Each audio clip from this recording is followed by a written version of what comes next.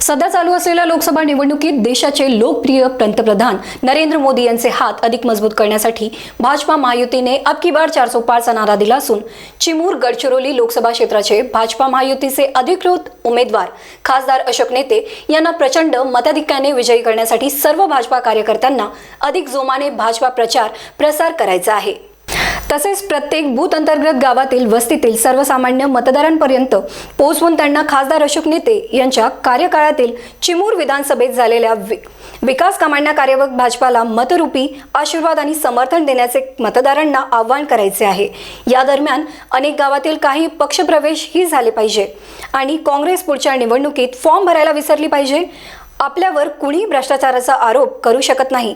जय श्रीराम बोला आणि जोरात कमळाचं बटन दाबा असं विरोधकांचे फ्यूज उडले पाहिजे असा संदेश आमदार बंटी बांगडिया यांनी दिला आहे। पाहुयात। दिसू शकतो 6 विधानसभेचं हा लोकसभा क्षेत्र असतो, त्यामुळे आपण ही अपेक्षा लावून घ्यावी नाही की खासदार साहेब माझ्या गावात हर महिन्याला आले पाहिजे।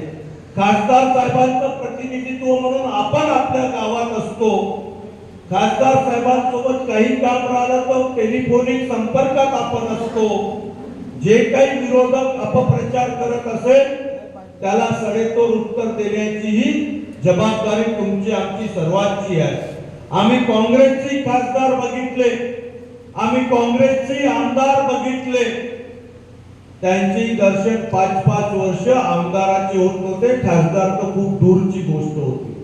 त्यामुळे माझी हात जोडून नम्र विनंती आहे, गेल्या 10 वर्षांचा इतिहास मोदी साहेबांचं तुम्हाला सर्वांच्या डोळ्यापुढे, त्याच्यावर मी फार लांबलचक बोलणार नाही।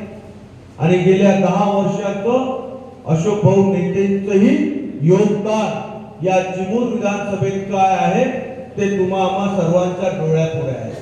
आता फक्त एकच गोष्ट आपल्याला लक्षात ठेवायची आहे, येत्या 19 तारखेला आपला बूथ, आपला गाव हा 75% प्लस करायचा आहे।